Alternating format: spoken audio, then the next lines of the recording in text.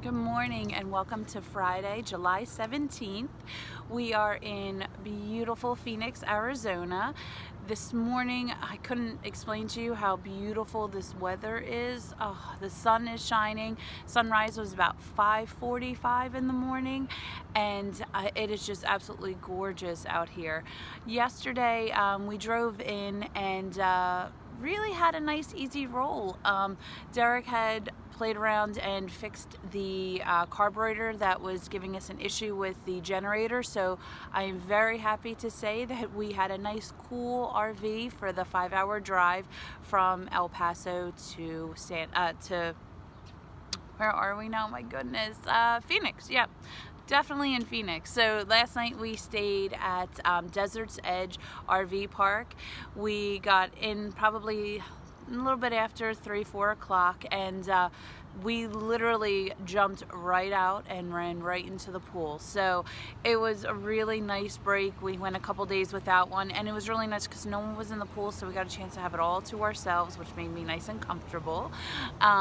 Over here, I will say the check-in process was really nice and easy. We got here, we were hooked up probably within like 15 minutes, which is great. They're doing a whole lot of renovations and updates here, but it's super clean, nice, easy, quiet park. They do have a lot of amenities. However, with COVID going on, we really weren't really comfortable like taking advantage of all of them. So yesterday we mainly decided when we pulled in that we were going to have a low-key day. We were going to go in the pool, get the motorhome reset, clean it up, clean it down. We did make a really funny stop yesterday on the way, and there's an odd backstory to it. So being from the East Coast, from Florida, and also from New Jersey, we had never experienced In-N-Out Burger. Now, our oldest, Carter, had read a book on the history of and the making of In-N-Out Burger.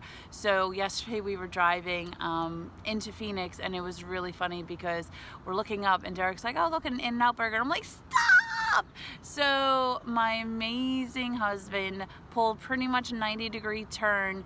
Luckily, there was no one near us, but pulled like a 90-degree turn for us to get into In-N-Out Burger. And I'm happy to say that we had a delicious lunch at In-N-Out Burger. And it was also the first takeout food that we've had since we left on the trip. So I'm also thinking that that had something to do with its deliciousness as well, that it wasn't just my cooking.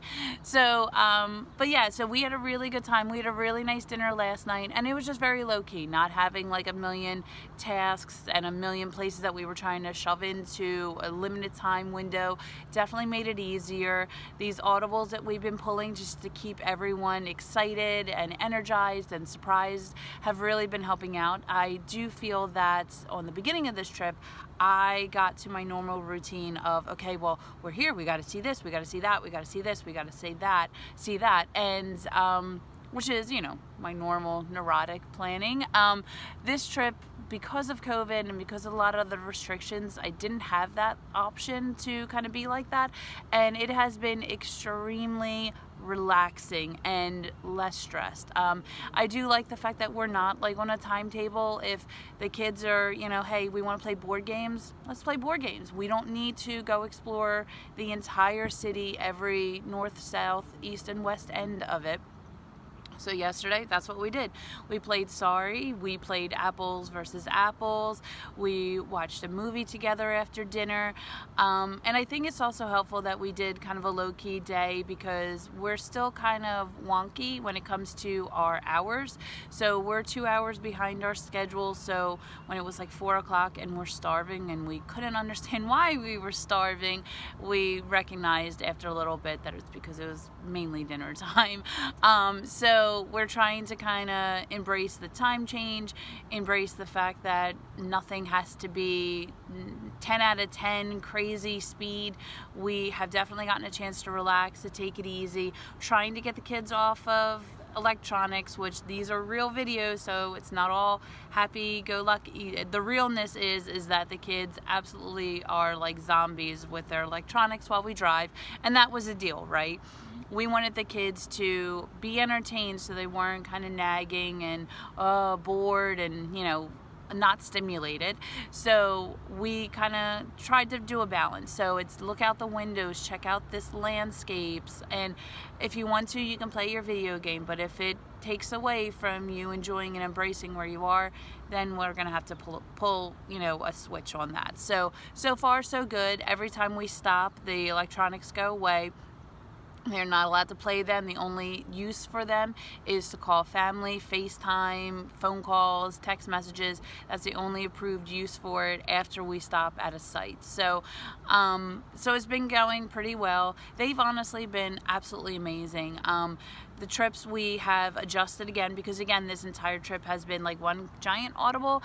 So we have adjusted again and tried to make it where the drives are no more than like 7 or 8 hours max. On the way back, we had tried to just do like, you know, hey, let's stop here, let's stop there, wherever we see, and we won't get a campground for the night. We're just going to go at one of the boondocking or free parking options. So yesterday, even though it was a great ride and the generator worked and it was only 5 hours, actually I fibbed, it was 6 hours yesterday for the trek from El Paso to Phoenix, but just because of that, I don't really want the kids on electronics for 9+ hours, and that's exactly what they would do. So we did switch around our trek back, and I actually booked 2 more campgrounds. So adding to our list, we are going to be staying in Shreveport, Louisiana on our way to New Orleans, and at a KOA, and then we're also going to be staying in Albuquerque, just so that this way we break up that Grand Canyon to New Orleans trip, which was supposed to be 23, almost 24 hours straight. So we did pull that kind of change. I just think it would be nice, not knowing really what's in Shreveport or Albuquerque, but we have time to kind of see if there's any neat, fun things. If anyone has any recommendations for those 2 cities and save me some Google searches, definitely into it. If you want to make a comment so I can take a look.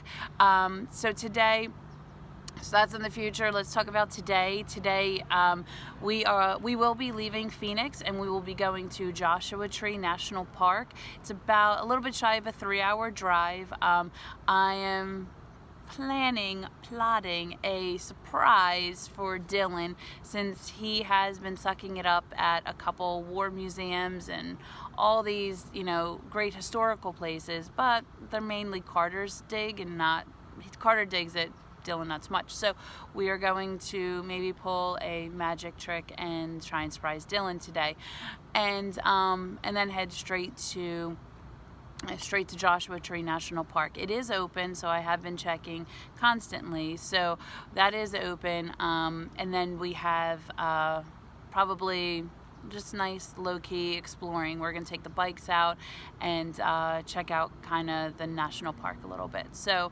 I'm gonna do a quick 360 so you can kind of see this beautiful, nice, clean park that we're at.